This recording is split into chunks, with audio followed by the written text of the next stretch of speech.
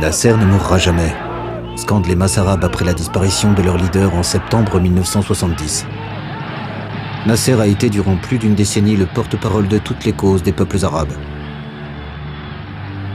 Du Caire à Beyrouth, de Damas à Jérusalem, ils se sentent orphelins et pleurent autant Nasser que leur sort en cette période de désarroi du monde arabe.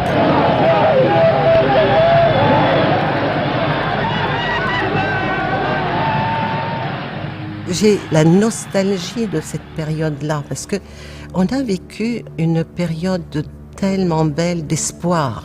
Nasser était dans ce temps-là, excusez-moi, le dieu du monde arabe.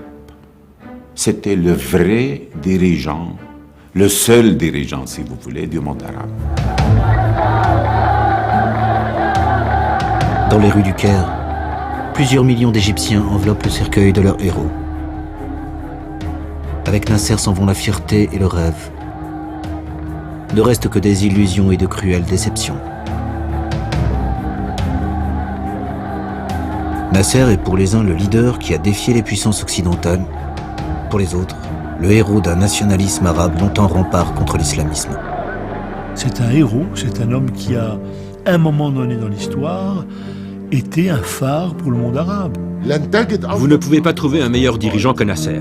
Mais à cause de son régime dictatorial, il nous a menés à des désastres.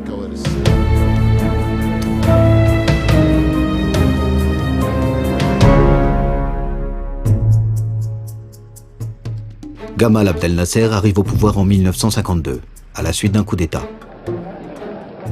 Il est le leader d'un groupe d'officiers nationalistes qui renverse le roi Farouk. Un monarque corrompu, héritier d'une dynastie protégée par l'Empire ottoman puis par l'Empire britannique. Ce mouvement des officiers libres met ainsi fin à plusieurs siècles de domination étrangère et instaure une république. Ces militaires sont des inconnus pour les Égyptiens.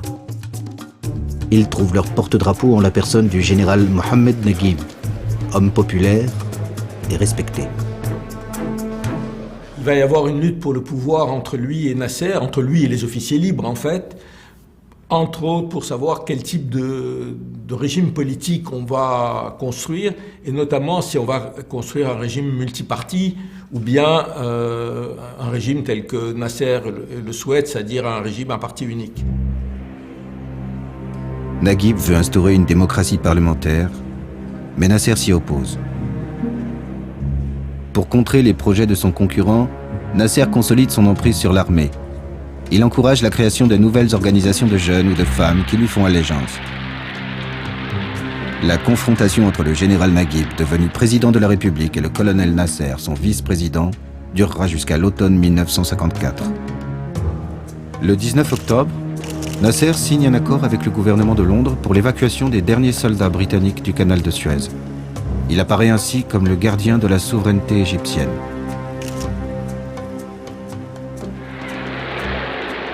Quelques jours après la signature de cet accord, Nasser choisit Alexandrie pour prononcer un de ses discours fleuves dont il a le secret.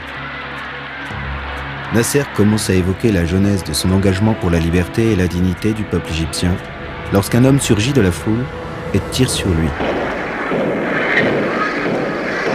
Gamal Abdel Nasser sort indemne. Des 8 balles tirées, aucune ne l'atteindra.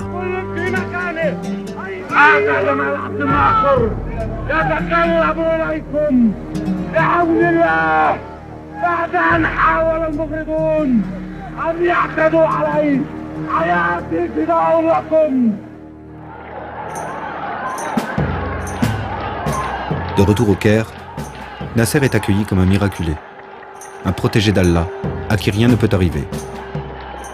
Il devient le héros d'une Égypte à la recherche d'un chef, d'un raïs. Désormais, Nasser ne prend plus de gants avec ceux qui se mettent en travers de son chemin. L'opposition des frères musulmans est la plus importante et la plus structurée. Cette organisation politico-religieuse qui veut imposer un gouvernement islamiste était un allié de Nasser avant le coup d'État. L'auteur de la tentative d'assassinat sur la personne de Nasser, Mohamed Abdel Latif, est un membre des frères musulmans. Condamné à mort, il est exécuté. L'absence d'enquête indépendante laisse planer encore aujourd'hui des doutes sur les circonstances de cette tentative d'assassinat. D'un point de vue historique, je n'ai pas trouvé de preuve irréfutable de ce qui s'est réellement passé. Selon Nasser, les frères musulmans croyaient que le putsch de 1952 aboutirait à un État islamique conforme à leur idéologie. Puis ils se sont sentis trahis et ont décidé de le tuer. Les frères musulmans ont une autre version. Pour eux, Nasser avait fomenté cette tentative d'assassinat pour les discréditer avant de les éliminer et les emprisonner. Nasser fait arrêter plus d'1 millier de frères musulmans, y compris leur chef, le guide suprême. 6 d'entre eux seront exécutés. Il procède à une épuration de la classe politique égyptienne. Il emprisonne et envoie dans des camps de détention tous les opposants, les communistes et les partisans du général Naguib. Accusé d'avoir trempé dans la tentative d'assassinat à Alexandrie, Naguib est chassé du pouvoir et assigné à résidence. Il agit en dictateur absolu. Il va rayer, gommer toute forme d'opposition et il va créer les premiers camps. Des camps, on n'oserait pas dire de concentration. Appelons ça des camps de prisonniers. Le problème, lorsqu'un dirigeant croit qu'il est le seul à savoir ce qui est le mieux pour le pays et pense que tous les opposants sont soit des traîtres, soit des ennemis de la nation, c'est qu'il met naturellement en place un État policier avec d'importants services de renseignement. Tous les opposants sont ainsi mis sous surveillance, dans les prisons ou dans des camps de détention.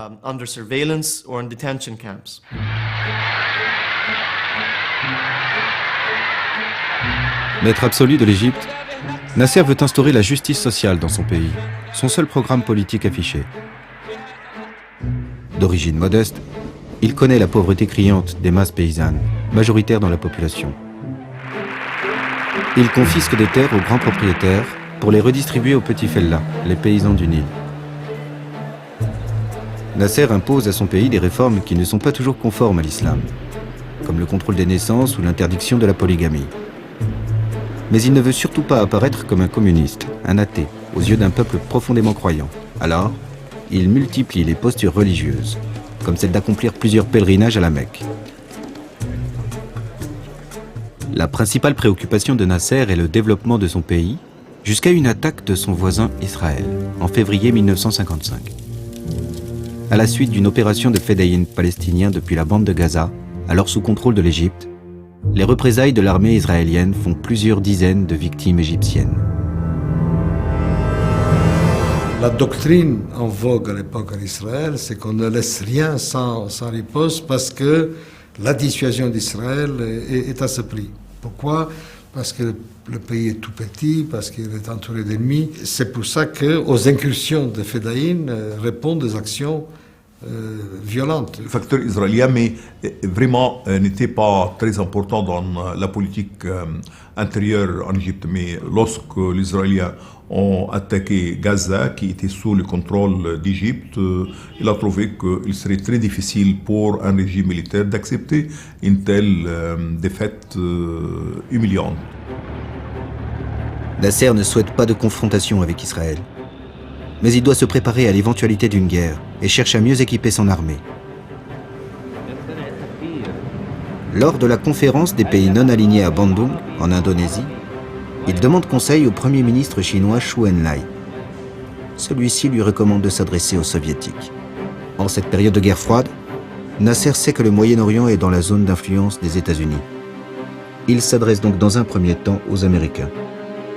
Ceux-ci lui demandent en échange de signer le pacte de Bagdad, créé par la Grande-Bretagne, regroupant dans un accord de défense l'Irak, la Turquie, l'Iran et le Pakistan. Nasser refuse de signer ce pacte, puisque, rappelons-le, Nasser est un fervent défenseur du non-alignement, ni Est ni Ouest. Et on veut lui imposer ce pacte. Il ne veut pas le signer. On veut lui imposer ensuite de faire la paix avec Israël. Il y avait une entente entre les ambassadeurs britanniques et américains pour que les États-Unis ne livrent pas d'armes au Caire tant qu'il n'y aurait pas un accord de paix entre Israël et l'Égypte. Nasser refuse tout accord de paix avec Israël. Il n'a pas d'autre choix que de s'adresser à l'Union soviétique. Celle-ci accepte, sans condition, car c'est une occasion pour elle de mettre un pied au Moyen-Orient, chasse gardée de l'Occident. Pour ne pas provoquer la colère des Américains, officiellement l'Égypte achète des armes à la Tchécoslovaquie. Mais les vrais fournisseurs sont les Soviétiques. Nasser peut enfin équiper son armée de matériel moderne. Une armée dont il confie le commandement à son fidèle ami, Abdelhakim Amer, qui cumule les fonctions de chef d'état-major et de ministre de la Défense. Le colonel Nasser souhaite donner à son pouvoir des apparences civiles. En 1956, il se fait élire président de la République, avec près de 100% de voix. Pour réguler les crues du Nil et constituer un réservoir d'eau pour une agriculture qui fait vivre l'immense majorité des Égyptiens, Nasser rêve d'un grand barrage à Assouan. L'Égypte a besoin d'eau. Le Nil ne suffit plus. En tout cas, pour irriguer, il faut un barrage. Et c'est vital. Il y va de la survie de ce pays. Il va donc, encore une fois, se tourner vers les Américains. Il essayait d'avoir l'aide des Américains. Plusieurs pourparlers ont eu lieu pour qu'on puisse... Parce qu'il savait qu'il avait besoin du barrage d'Assouan. Il avait besoin d'argent pour l'économie et de lancer l'économie égyptienne. Les Américains l'ont dupé. Au début, ils lui ont fait croire que oui, on va vous aider. L'Amérique a réfléchi, elle ne prêtera pas l'argent à l'Égypte. Donc cette humiliation-là, il l'a très mal vécue. L'Égypte est à l'agonie. D'où va venir l'argent? Canal de Suez. Donc c'est là qu'il pense au canal de Suez, quand toutes les portes ont été fermées.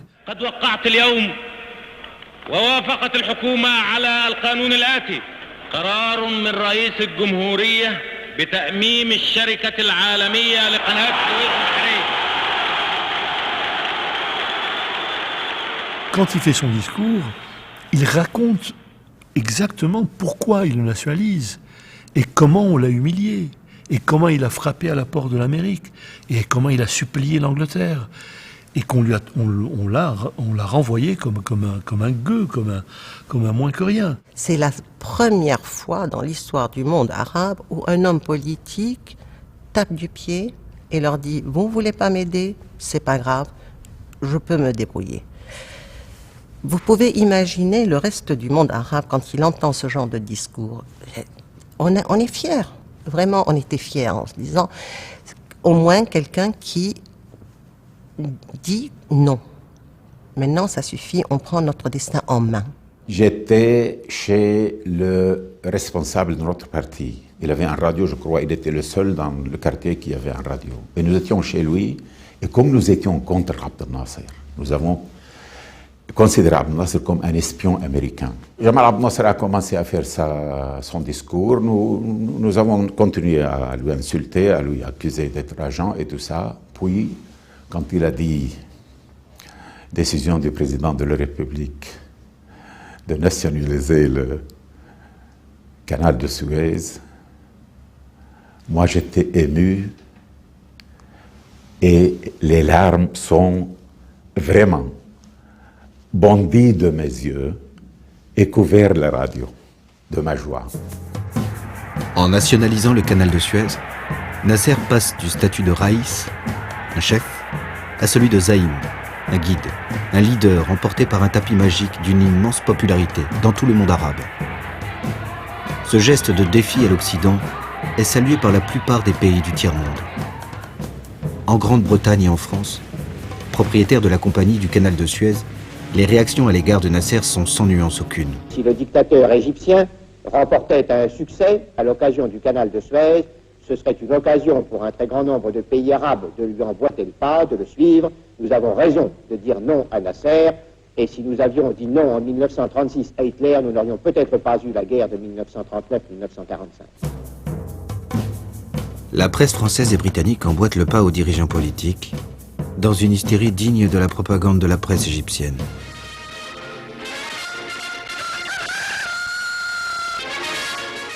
Ne vous y trompez pas, ce n'est pas une réincarnation, ce n'est qu'une mauvaise imitation.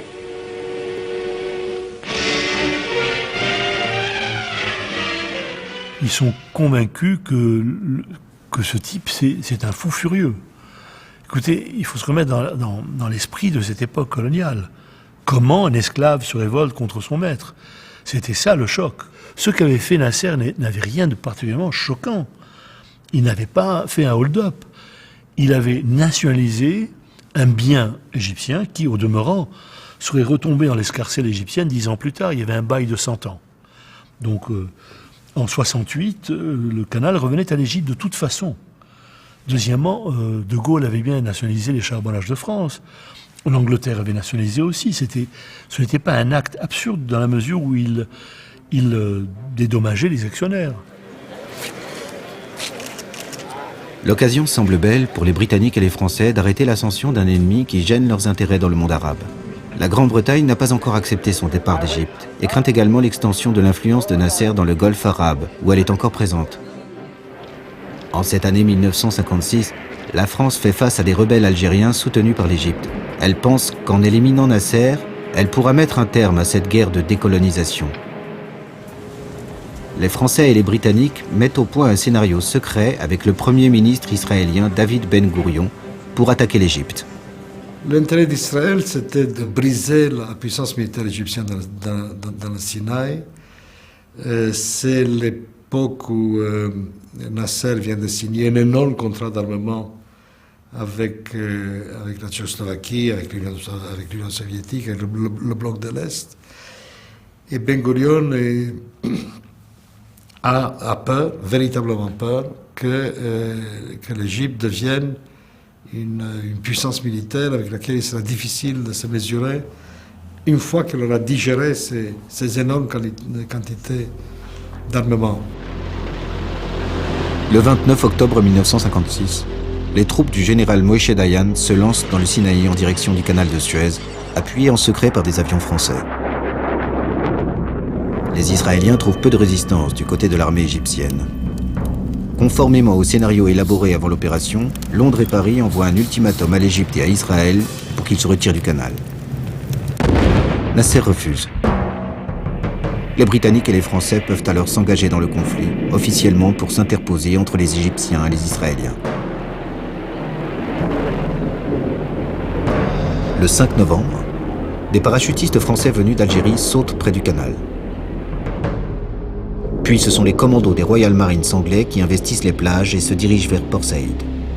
Les deux rives du canal sont occupées et les trois armées alliées se trouvent à 2 heures du Caire.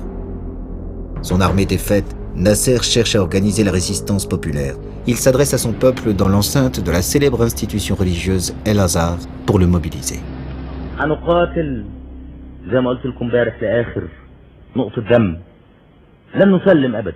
إذا كانت بريطانيا بتعتبر إنها دولة كبرى وفرنسا بتعتبر إنها دولة كبرى إحنا شعب مؤمن حيكون شعارنا دائما الله أكبر. J'ai commencé à me rendre compte que mon père était président au moment de la guerre de 1956. Car le début de la guerre nous a tous surpris. Mon père a demandé à sa famille de ne pas quitter le Caire. Durant l'offensive, beaucoup de personnes ont quitté la capitale pour la province, fuyant les bombardements. En cette période de crise nationale, Nasser adopte une attitude traditionnelle pour mobiliser les foules. La même d'ailleurs que celle des monarques par le passé. Une attitude qui consiste à user d'un discours religieux.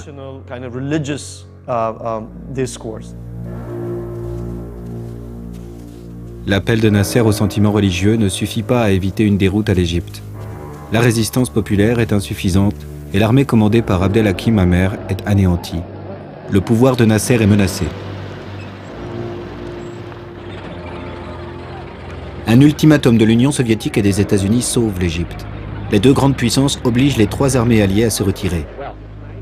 Les Américains veulent montrer que leur pays est maître du jeu au Moyen-Orient, à un moment où les Soviétiques menacent d'une intervention pour venir en aide à son seul protégé dans la région, l'Égypte.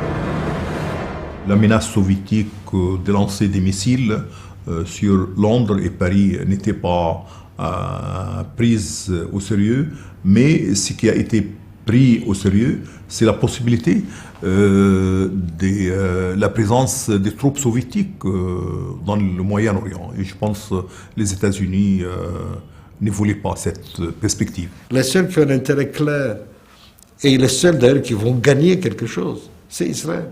Les autres vont revenir là contre les jambes, après avoir renforcé Nasser. Paradoxalement, l'homme a été formidable pour transformer des défaites militaires en victoires politiques. En contrepartie de son retrait du Sinaï, Israël obtient l'autorisation pour ses bateaux d'emprunter le détroit de Tiran, qui se trouve dans les eaux territoriales égyptiennes, son seul accès vers la mer Rouge. Les casques bleus de l'ONU garantiront cette liberté de navigation ainsi que les frontières internationales en s'interposant entre l'armée israélienne et l'armée égyptienne.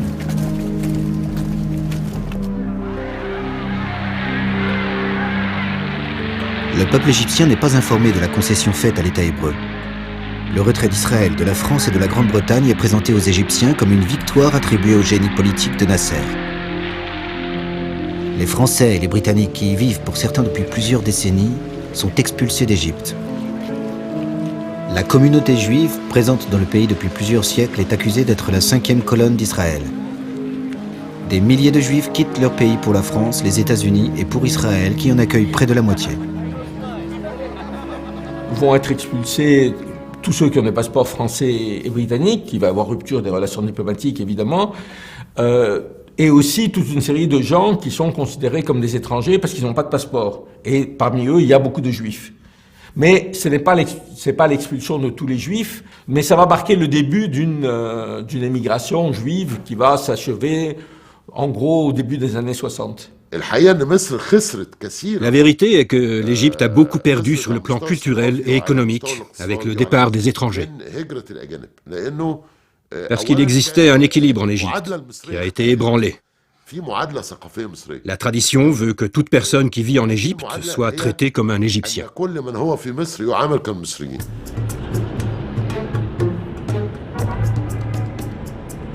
L'Égypte, qui depuis des siècles intègre de nombreuses diversités culturelles et religieuses, change sous l'impulsion de Nasser. L'identité arabe du pays est glorifiée. Nasser se présente comme le leader du panarabisme, une idéologie qui prône l'union de tous les Arabes.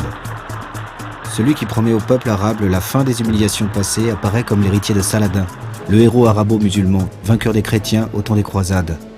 Son discours parle au petit peuple. Les gens ont envie d'entendre ça. Ils ont rêvé d'entendre un homme qui leur dise « La nation arabe, le monde arabe va lever la tête, nous allons devenir une puissance ». Le discours de Nasser fait de lui inévitablement un mythe dans le monde arabe, parce qu'il prônait l'unité arabe et le nationalisme arabe.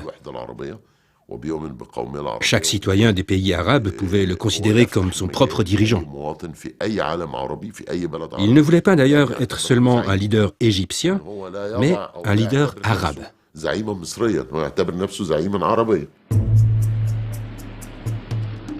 Le mythe du panarabisme existait avant Nasser. En Syrie, le principal promoteur de cette idéologie est un chrétien, Michel Aflaq, qui appelle à l'union de son pays avec l'Égypte. Les dirigeants de Damas pensent que cette union assurera une stabilité à leur jeune nation dont les frontières ont été tracées par les anciens colonisateurs, français et britanniques. Pour eux, le panarabisme est un ciment entre les différentes communautés religieuses et culturelles qui vivent dans le pays.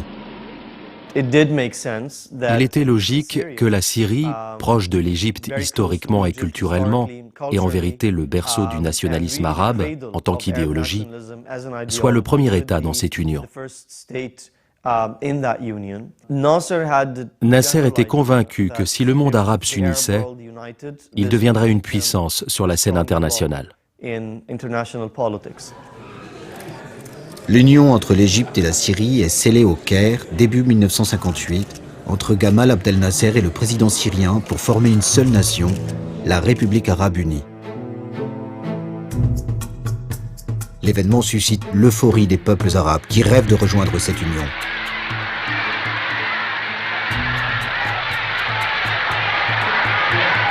À Damas, une marée humaine accueille Nasser. Des Syriens viennent de toutes les régions du pays pour aller à sa rencontre. Les Arabes des pays limitrophes se joignent aux Syriens pour saluer le héros de la grande nation arabe.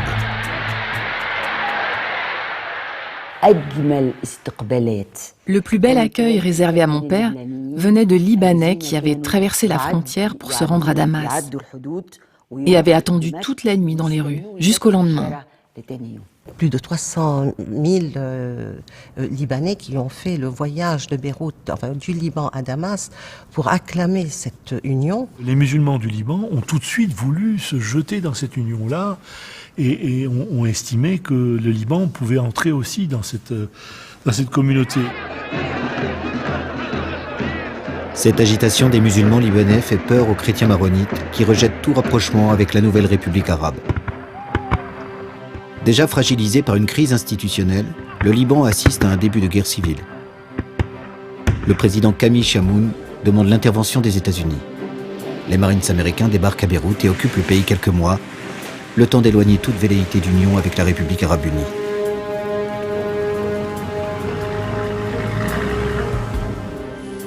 De son côté, la Grande-Bretagne envoie des parachutistes pour protéger le roi Hussein de Jordanie qui craint un coup d'État d'inspiration nassérienne. Il ne veut pas subir le même sort que son cousin, le roi d'Irak, assassiné par des officiers libres lors d'un coup d'État. Les appels de Nasser à une grande nation arabe font peur à toutes les monarchies de la région. L'Arabie saoudite, fidèle alliée des États-Unis, veut contrer l'influence grandissante de Nasser.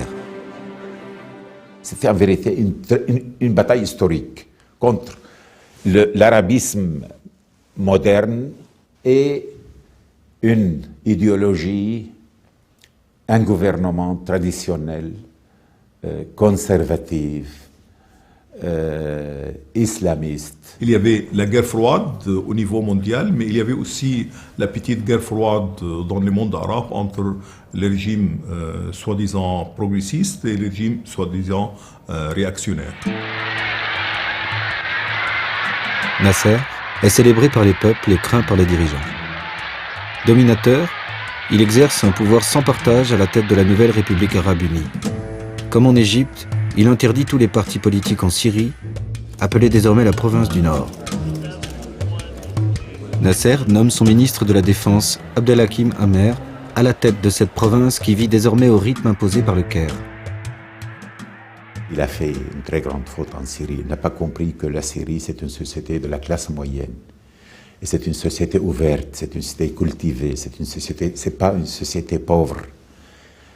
Il a appliqué en Syrie les mêmes règles de politique qu'ils avaient appliquées en Égypte. C'est pas une union, ça va être de facto une annexion par l'Égypte de la Syrie avec une importation en Syrie des méthodes policières du régime nassérien, c'est-à-dire arrestation des opposants, torture, etc. Et une sorte de pillage du pays qui va créer les conditions d'un coup d'État en 1961 de séparation entre la Syrie et l'Égypte. L'expérience de la République arabe unie prend fin en septembre 1961. Les militaires syriens, auteurs du coup d'État, remettent le pouvoir entre les mains de la bourgeoisie écartée par Nasser 2 ans auparavant. La foule qui acclamait Nasser en 1958 salue aujourd'hui l'arrivée des nouveaux dirigeants. Les symboles de l'ancienne République arabe unie sont détruits. Les Égyptiens installés dans le pays sont indésirables. Pour nombre d'entre eux, c'est la fuite pour éviter les représailles d'une population malmenée. Ils se dirigent vers Beyrouth avant d'embarquer pour l'Égypte, emportant avec eux le rêve panarabe.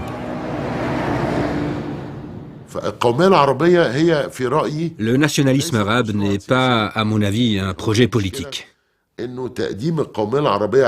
problème est qu'il a été présenté ainsi. Car on voit bien à travers l'histoire que les projets construits sur une identité, un nationalisme, sont inéluctablement voués à l'échec. Face à l'échec, il va aller dans on peut dire une course en avant vers des mesures plus radicales, une deuxième phase de la réforme agraire, la nationalisation de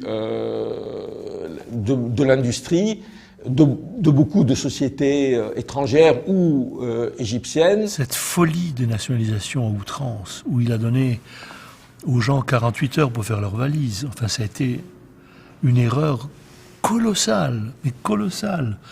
Il a décapité entièrement l'intelligentsia égyptienne. il a détruit un brassage culturel qui était la source vive de l'Égypte. Je crois que cette folie est née, parce qu'il n'y a pas d'autre mot, une folie paranoïaque, elle est née suite à la rupture avec la Syrie. Il a eu peur que les grandes familles égyptiennes ne tentent la même chose en Égypte qu'en Syrie. La bourgeoisie syrienne l'a chassé de Damas, c'est la bourgeoisie traditionnelle égyptienne qui en paiera le prix. À la tête des entreprises nationalisées, Nasser place des militaires qui formeront bientôt une classe dominante grâce aux revenus d'une corruption généralisée. Réforme agraire et nationalisation de tous les secteurs, le modèle économique de l'Égypte ressemble à celui des pays de l'Est. L'Union soviétique est son principal allié, et fournisseur de machines et équipements divers. Pour Nasser, la justice sociale passe par le socialisme arabe, un socialisme compatible avec l'islam. Pour ne pas non plus sombrer totalement dans un esprit de socialisme athée qui refusait, il a parlé de socialisme arabe. Nous pouvons avoir nous-mêmes notre façon de voir les choses, notre façon d'imposer certaines conditions économiques et culturelles, tout en gardant aussi notre culture arabo-musulmane. L'islam ne quitte pas l'esprit de Nasser. Nasser sait qu'une majorité de la population égyptienne est attachée aux valeurs traditionnelles de l'islam. Mais la société est aussi soumise à d'autres influences, celle de la présence soviétique au niveau économique et culturel, et celle de la modernité occidentale qui séduit une partie de la jeunesse urbaine. Nasser fait le grand écart entre toutes ces influences. Il encourage la modernité par conviction et fait des concessions à l'islam traditionnel par calcul. Il finance l'expansion de l'importante institution religieuse El-Azhar en contrepartie de sa soumission à son pouvoir personnel. Conséquence, El-Azhar perd toute crédibilité religieuse. Les Égyptiens se tournent alors vers l'islam rigoriste prôné par les frères musulmans qui répandent leurs idées dans la clandestinité. Nasser cherche à contrer cette influence croissante, parfois en se moquant d'eux dans ses discours. En 1965, il raconte une entrevue 12 ans auparavant avec le guide des frères musulmans qui voulait imposer le voile à toutes les femmes égyptiennes. انت ليك بنت في كلية الطب مش لابسة طرحة ولا حاجة ما لبستهاش طرحة ليه؟ إذا كنت أنت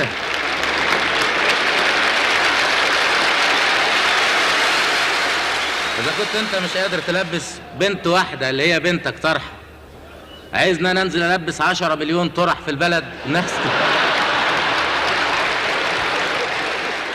دخلت الجامعة. Je suis entrée à l'université en 1962-63. Il n'y avait pas une seule fille voilée à l'université. Même celles qui venaient de la campagne ne se couvraient pas la tête. Mais absolument pas. Le pays était moderne, nous l'étions tous.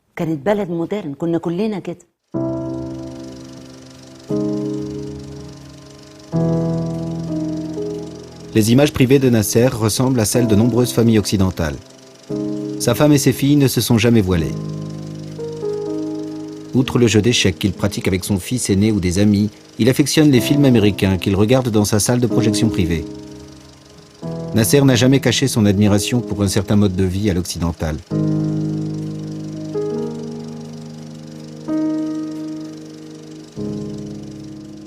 Les jeunes égyptiens qui obtiennent des bonnes notes à leurs études universitaires étaient envoyés pour continuer leurs études supérieures aux États-Unis, en Grande-Bretagne, en France. Je pense qu'ils n'avaient aucun problème avec la culture occidentale. Nasser a été rejeté vers le bloc de l'Est, et lui qui détestait les communistes. Il faut savoir que c'était un anticommuniste notoire. Et va se retrouver dans les bras des communistes. Le destin de Nasser est entre les mains des soviétiques qui avaient stoppé l'offensive tripartite de 1956 après la nationalisation du canal de Suez.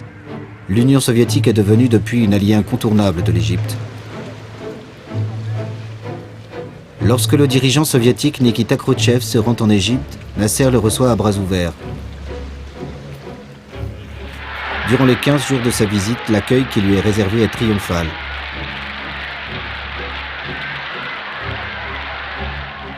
Les Égyptiens lui sont redevables de l'aide à la construction du barrage d'Assouan inauguré en grande pompe. Un barrage qui améliorera la vie de millions de paysans de la vallée du Nil. Khrouchtchev n'apprécie guère Nasser, qui a emprisonné des milliers de communistes.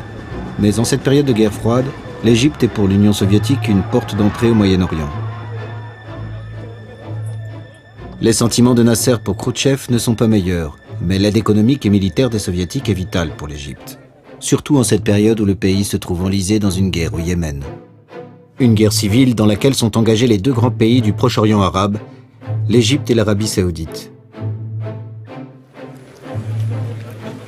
L'Égypte est aux côtés d'officiers républicains qui ont renversé le roi du Yémen, lequel est soutenu par son voisin saoudien. Nasser, qui cherche à s'imposer comme le maître du monde arabe, pense que c'est l'occasion d'affaiblir l'Arabie saoudite qui lui dispute le leadership.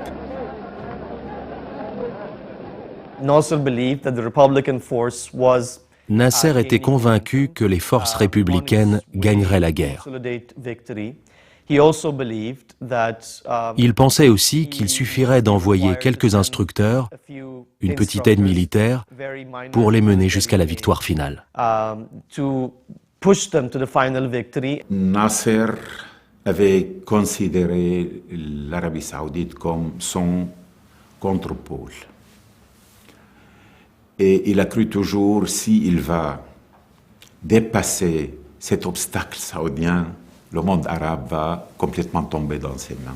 Les monarchistes se sont révélés plus forts qu'ils ne le pensaient. Les Saoudiens voyaient ce qui se passait au Yémen, qui est à leur frontière, comme une menace avec laquelle ils ne pouvaient pas vivre.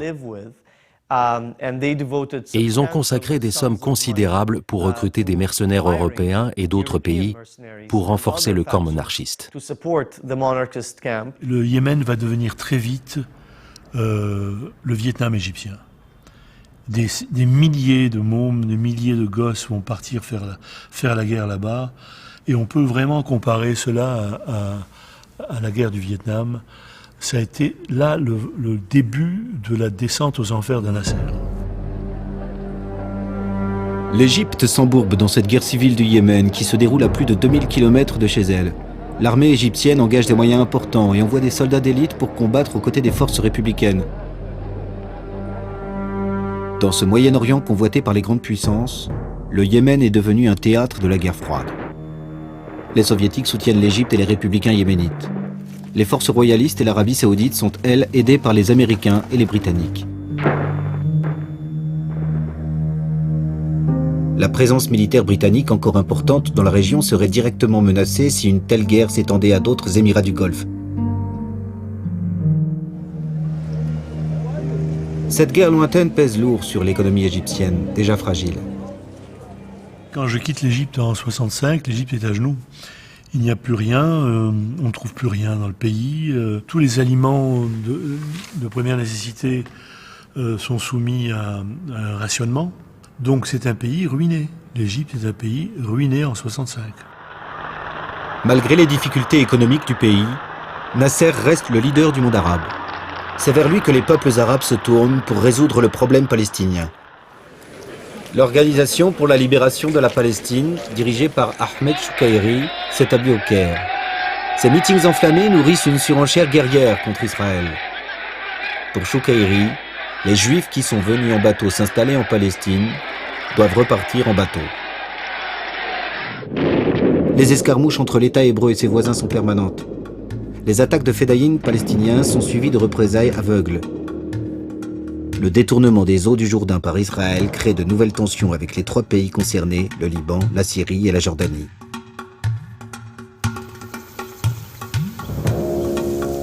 C'est encore une fois vers Nasser que les Arabes se tournent pour contrer Israël. Pour le pousser à agir, la presse de plusieurs pays arabes le traite de lâche et d'agent à la solde de l'Occident. La Jordanie, la Syrie, ces pays-là, et puis auxquels se sont joints d'autres voix arabes, ont dit à Nasser, mais enfin, comment tu laisses faire ? Comment tu laisses bombarder, comment tu laisses tuer des Palestiniens, comment tu laisses tuer des Jordaniens. Tu es le champion de la cause palestinienne, le champion du monde arabe, tu ne peux pas rester les bras croisés. Et la pression était de plus en plus forte. Se présentant comme leader du monde arabe, il doit offrir une solution à la question palestinienne. Il est pris par son propre discours, c'est vrai, et par sa rhétorique nationaliste arabe, de défense du monde arabe face à Israël, face à l'impérialisme. Ce qui fait la différence entre un homme politique et un grand homme, c'est que le grand homme résiste à la pression. Il ne se laisse pas embarquer, comme s'est laissé embarquer Nasser. Nasser consulte son ami et ministre de la Défense, le maréchal Abdelhakim Amer. Celui-ci lui garantit la victoire en cas d'affrontement armé avec Israël. Nasser demande alors à l'ONU de retirer ses soldats qui s'interposent entre l'armée israélienne et l'armée égyptienne à la frontière entre les deux pays. Il décide également d'interdire l'accès du détroit de Tyra aux bateaux israéliens, annulant ainsi une concession faite à l'État hébreu en 1956. Abdelhakim Amer, qui a besoin de redorer son blason après la cinglante défaite militaire de la guerre de Suez, déploie ses troupes dans le Sinaï pour impressionner l'ennemi. Amer ne pensait pas que l'escalade mènerait réellement à une guerre avec Israël. Pour lui, cette démonstration de force avait pour but d'intimider Israël afin d'obtenir des concessions. Même s'il est probable que Nasser ne voulait pas lui-même faire la guerre, il a poussé Israël dans un coin de la seule possibilité, c'était de faire la guerre. Israël a fini par comprendre qu'il n'a pas le choix, il doit faire la guerre. C'est que nous ne savions pas, c'est à quel point l'armée égyptienne était mal préparée à cette guerre.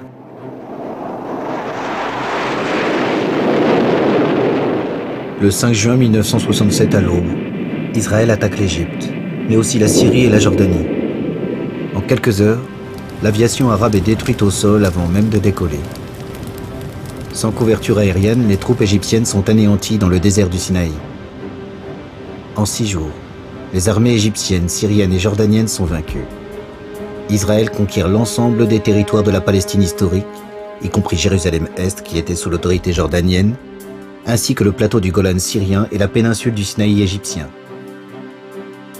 La défaite est totale et humiliante.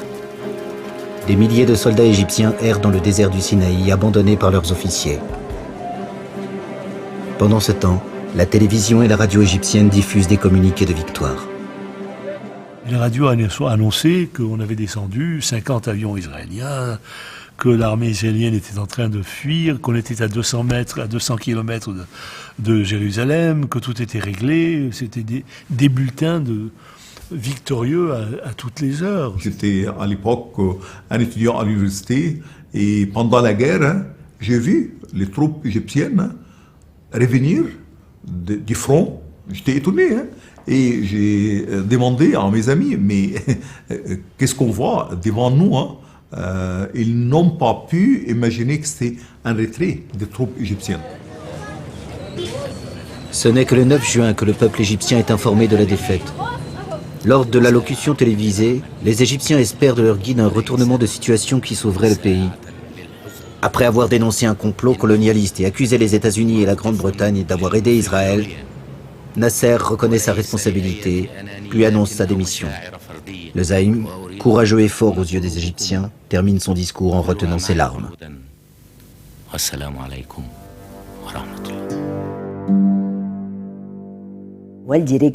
Mon père est rentré. Nous étions avec quelques proches parents à la maison. Puis, nous avons commencé à entendre des voix. Des gens, beaucoup de gens. Soudain, les alentours de la maison ont été envahis par une foule qui a commencé à chanter des chants patriotiques. Ces gens ont passé la nuit autour de la maison, jusqu'au petit matin.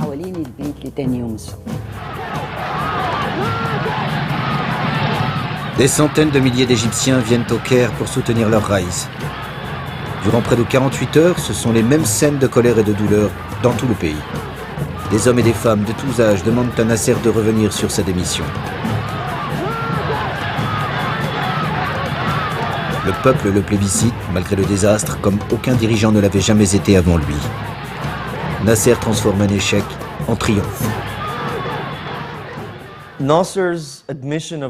La reconnaissance par Nasser de sa défaite, dans une allocution très émouvante à la télévision nationale, fut, qu'il l'ait voulu ou pas, un vrai coup de génie. Car l'image qu'il présentait était celle d'une Égypte forte, optimiste, puissante, qui a été défaite à cause d'un puissant complot international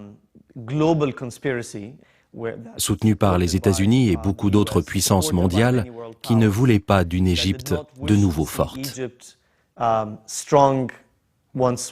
L'Égypte se retrouvait avec une armée détruite, avec le Sinaï totalement occupé, avec le canal de Suez fermé. Il y avait une vraie crise dont tout le monde avait conscience et qu'il fallait, d'une manière ou d'une autre, arriver à résoudre. Et pour les Égyptiens, Nasser apparaît comme celui qui va pouvoir essayer de reconstruire ce qui a été détruit. Ils ont pensé que rester aux côtés de Nasser, permettre à Nasser de relever la tête, était un acte symbolique pour dire « Nous n'avons pas perdu, nous sommes toujours debout ». Il y a eu des manifestations énormes dans Beyrouth en disant non, on ne veut pas, on refuse ta démission. Et pourtant, qu'est-ce que le Liban a à voir avec l'Égypte? C'était pas son président. J'ai manifesté pour qu'il reste. J'étais très très heureux quand il a dit « Je vais rester pour quelque temps, jusqu'à on va effacer les traces de l'agression contre notre pays et le monde arabe. » Le retour de Nasser est annoncé par Anwar el-Sadat, le président de l'Assemblée du peuple.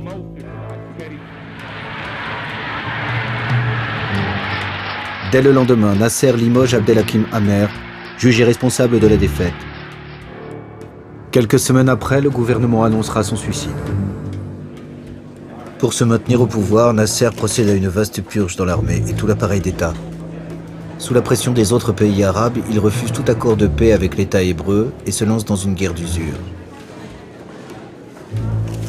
Désormais, l'objet de l'affrontement avec Israël est la récupération de la péninsule du Sinaï occupée, et non plus la cause palestinienne.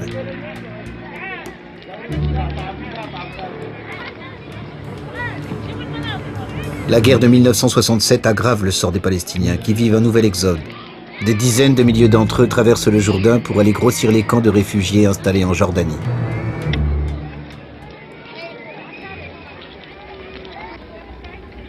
Le sort des Palestiniens suscite un sentiment d'humiliation dans tout le monde arabe. Une opportunité pour les islamistes qui présentent la défaite des armées arabes comme une punition divine. Ils accusent les dirigeants arabes de s'être éloignés de l'islam, seule source de puissance. La défaite de 1967 ne fut pas sans conséquences. Elle fut un des facteurs du développement de l'islamisme. Ajoutez à cela le fait que l'islamisme, par essence, est un fascisme, car il refuse toute contradiction. C'est une idéologie qui se réfère à Dieu. Dès lors, si tu es contre elle, tu es contre Dieu. Elle a donc le droit de faire de toi ce que bon lui semble. Les frères musulmans, le groupe le plus important du camp islamiste, ont vu la défaite de 1967 comme une revanche de leur idéologie, une preuve de l'échec du nationalisme arabe et du pouvoir de Nasser. Pour eux, c'est un moment propice à leur retour. Le régime nassérien est déconsidéré. Le mouvement islamiste, développé dans l'ombre avant 1967, investit ouvertement l'espace public. Affaibli par ses échecs, Nasser est contraint à de nombreuses concessions à l'islam conservateur soutenu par l'Arabie saoudite. Nasser, le leader du panarabisme moderne, baisse les armes face au chantre du panislamisme traditionnel, le roi Faisal. Les adversaires d'hier sont aujourd'hui des alliés. Ils mettent fin à la guerre du Yémen qui les opposait depuis 1962. C'est également ensemble qu'ils réconcilient au Caire le nouveau président de l'Organisation de libération de la Palestine, Yasser Arafat, et le roi Hussein de Jordanie, suite à un affrontement sanglant entre les Palestiniens et les Jordaniens en septembre 1970.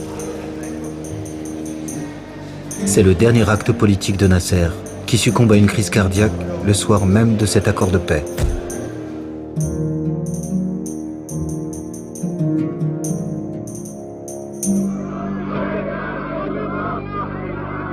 Lors de ses funérailles, sa dépouille est accompagnée dans les rues du Caire par des millions d'Égyptiens qui chantent « Il n'y a d'autre Dieu qu'Allah » et Nasser est son bien-aimé.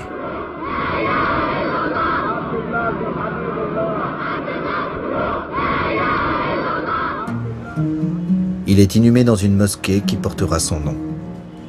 Nasser mort, il n'y a plus de dirigeant capable de s'adresser au monde arabe. Il n'y a plus eu, depuis Nasser, un seul dirigeant que le monde occidental aurait pu écouter. Je pense que Nasser est une tragédie arabe, mais aussi israélienne. Et son échec, qui lui est largement imputable, son échec signifie l'échec du nationalisme pan-arabe laïque qui nous mène là où nous sommes. Si le régime de Nasser avait été démocratique, s'il avait joué le jeu démocratique, Nasser aurait été plus grand, car il jouissait d'une réelle popularité. Le problème, c'est que Nasser, qui était le plus loyal et le plus honnête des dirigeants, avait créé une machine répressive. Les dirigeants qui lui ont succédé ont trouvé là un dispositif de répression prêt à être utilisé. Nasser mort, le régime dictatorial ne disparaît pas pour autant. Son ancien compagnon d'armes, Anwar el-Sadat, endosse aisément l'habit de dictateur, avec l'appui de l'état policier mis en place par Nasser. Sadat s'emploiera à éliminer toute trace du nasserisme avec des alliés de circonstance, les islamistes, qui redeviennent la force politique dominante. C'est la fin d'un rêve de modernité de l'Égypte, symbolisé un temps par la fierté de cette paysanne qui d'une main se dévoile et de l'autre s'appuie sur le sphinx de l'Égypte éternelle. Le panarabisme de Nasser n'est déjà qu'un lointain souvenir.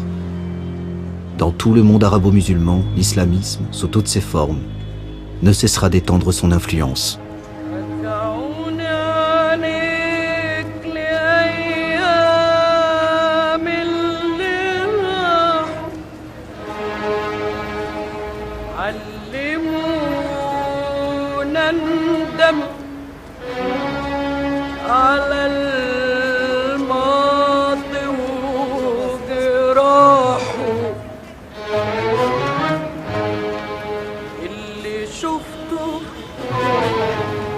قبل ما تشوفك